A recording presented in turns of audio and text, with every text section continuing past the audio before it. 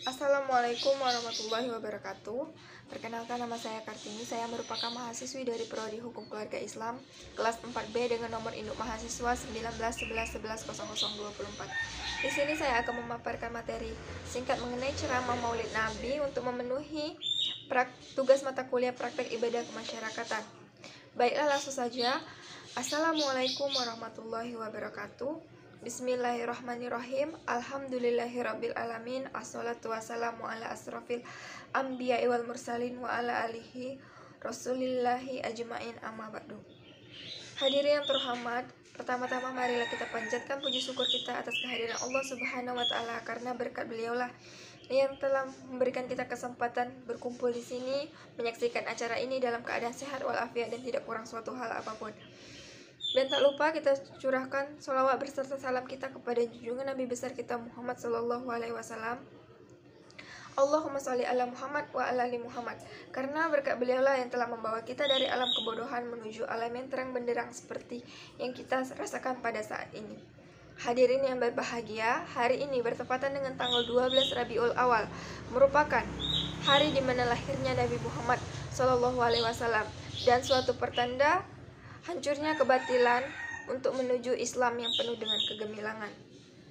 Allah Subhanahu wa taala menurunkan Nabi Muhammad Shallallahu alaihi wasallam untuk menjadi suri tauladan yang baik, mengajarkan manusia dengan penuh kesabaran, keteladanan, tanpa ada caci makian dan kebatilan.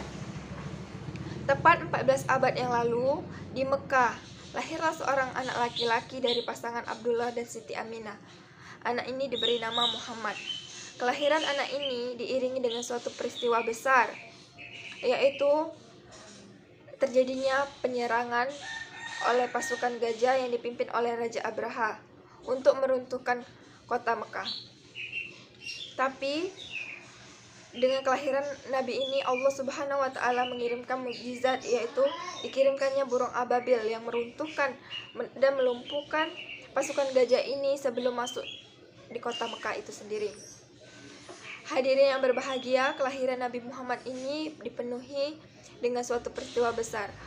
Nabi Muhammad ini sendiri lahir diiringi dengan suatu kemalangan dan penderitaan. Salah satunya adalah beliau lahir tanpa melihat ayahnya terlebih dahulu. Ayahnya sudah wafat sebelum beliau lahir. Tidak lama kemudian, setelah beliau berumur 6 tahun, ibunya pun juga meninggal dunia. Beliau diasuh oleh kakeknya dan tak lama kemudian pun kakeknya meninggal. Nabi Muhammad SAW ini memiliki kesabaran dan sifat-sifat yang patut untuk diteladani. Karena pada umur yang masih muda, beliau sudah digelari oleh masyarakat, yaitu dengan sebutan Al-Amin atau orang yang dapat dipercaya. Pada suatu peristiwa, beliau menjadi penengah untuk suatu peletakan batu Hajar Aswad di pinggir Ka'bah. Dan beliaulah yang memecahkan masalah itu, yaitu dengan cara beliau memberikan usulan bahwasanya batu itu harus diletakkan oleh seluruh bani yang ada di kota Mekah itu dengan menggunakan sorban. Jadi keempat sisinya itu atau keempat kaum itu sama-sama bisa meletakkan batu tersebut. Pada usia ke-40 tahun beliau diangkat Allah Subhanahu wa taala sebagai rasulnya untuk membawa risalah Islam, agama yang kita anut seperti yang kita rasakan pada saat ini. Beliau pun menyebarkan Islam pun bukan dengan cara yang mudah. Beliau menyebarkan Islam itu dengan suatu usaha dan penderitaan yang amat sangat berat. Beliau dicemooh oleh masyarakat yang ada di Arab Saudi itu. Dan mereka mengatakan bahwasannya Nabi Muhammad itu adalah seorang yang sesat karena tidak sesuai dengan ajaran mereka sebelumnya. Beliau menerima cacian, makian bahkan dari paman kandungnya sendiri, yaitu Abu Jahal dan Abu Lahab. Tetapi Nabi Muhammad SAW itu menyelesaikan dan menghadapinya dengan penuh kesabaran, dengan keteladanan, tanpa ada suatu hal yang kekasaran seperti itu. Bagaimana mulianya akhlak beliau, dan akhlak inilah yang harus kita contoh sebagai umatnya pada saat zaman seperti saat ini. Karena beliau seluruh akhlak, baik itu hubungan kepada manusia maupun kepada Allah, beliau merupakan cerminan yang amat sangat sempurna.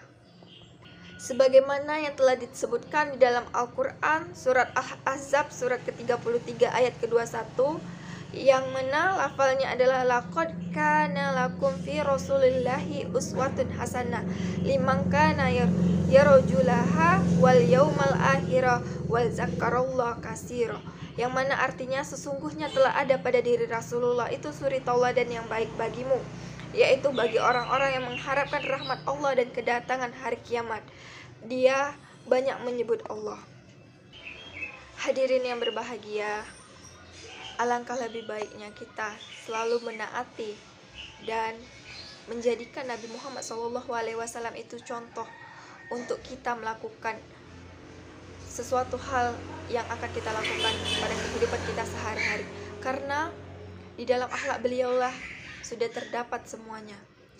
Sampai-sampai di dalam sifat Rasulullah itu dijuluki ada 4, yaitu sidik, amanah, fatonah, dan kanalah. Beliau seorang yang jujur, dapat dipercaya, dapat memegang janji, dan cerdas. Oleh karena itu, marilah kita sebagai generasi muda untuk selalu senantiasa merujuk akhlak kita kepada baginda Rasulullah SAW yang telah memperjuangkan Islam ini sedemikian rupa dan sebagaimana besarnya usaha beliau untuk memerdekakan kita, menjauhkan kita dari sesuatu hal yang batil. Dan kita sebagai manusia yang tinggal menikmatinya saja, alangkah lebih baiknya kita tidak merusak apa yang telah beliau ajarkan kepada kita terlebih dahulu. Karena kenapa? Beliau sendiri itu melakukan hal itu bukan sesuatu hal yang mudah. Jadi jangan Islam itu dirusak dengan kita umat muslim itu sendiri, dengan berbagai peradaban-peradaban manusia-manusia jahiliyah yang berasal dari luar negeri, baik itu dari cara berpakaian kita ataupun tingkah laku kita sebagai manusia akhir zaman ini. Alangkah lebih baiknya kita selalu senantiasa merujuk akhlak kita kepada Nabi besar Muhammad SAW. Baiklah, untuk menutup ceramah singkat pada hari ini, alangkah lebih baiknya kita bersalawat kepada Nabi besar kita Muhammad SAW. Allahumma sholli ala Muhammad wa ala ali Muhammad. Mungkin itu saja yang dapat saya sampaikan, lebih dan kurang saya mohon maaf. Kepada Allah saya mohon ampun. Wabillahi taufik wal hidayah. Wassalamualaikum warahmatullahi wabarakatuh.